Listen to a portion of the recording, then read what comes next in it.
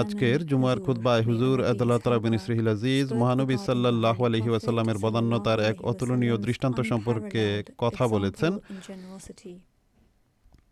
হুজুর আদাল্লাহ তাআলা বিন ইসরিহিল আজিজ এমন একটি ঘটনা বর্ণনা করেছেন যা কঠোরতার সম্মুখীন হওয়া সত্ত্বেও মহানবী সাল্লাল্লাহু আলাইহি ওয়াসাল্লামের বদান্যতাকে তুলে ধরে।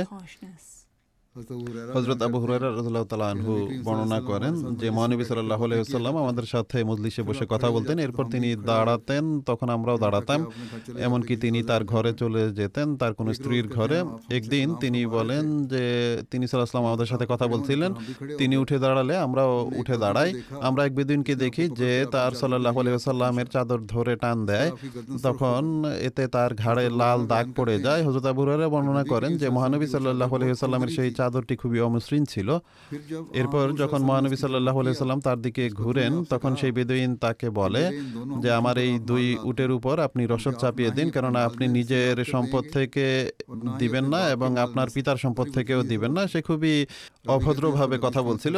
বর্ণনাকারী বলেন যে মহানবী সাল্লাল্লাহু আলাইহি ওয়াসাল্লাম বলেন যে না, আর আমি আল্লাহর কাছে ক্ষমা প্রার্থনা করছি, না আমি আল্লাহর কাছে ক্ষমা প্রার্থনা করছি, না আর আমি আল্লাহর কাছে ক্ষমা প্রার্থনা করছি, আমি ততক্ষণ পর্যন্ত তোমাকে দেব না যতক্ষণ তুমি আমাকে তোমার এই চাদরটা আনার প্রতিশোধ নেওয়ার সুযোগ না দেবে। তুমি আমার চাদর টেনেছো এবং আমার ঘাড়ে দাগ ফেলে দিয়েছো, এর প্রতিশোধ নেওয়ার সুযোগ দাও। সেই বেদুইন প্রত্যেকবার বলে যে খোদার কসম আমি এর প্রতিশোধ নেওয়ার সুযোগ দেব না। সে বলে যে আপনি যেহেতু মন্দের প্রতিদান মন্দের দ্বারা দেন না, সেই চালাকি করে, সে খুবই চতুর ছিল। সে বলে যে আপনি মন্দের প্রতিদান মন্দ দ্বারা দেন না, তাই প্রশ্নই আসে না যে আমি প্রতিশোধ নেওয়ার সুযোগ দেব। আমি মন্দ করেছি কিন্তু আপনি তো মন্দ করবেন না। তখন মহানবী সাল্লাল্লাহু আলাইহি ওয়াসাল্লাম হেসে ফেলেন।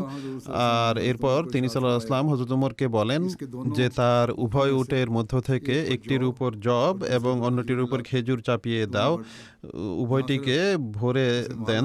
তিনি শুধু তাকে সম্পত্তি দেননি, বরং তার অন্যায়ও ক্ষমা করে দেন।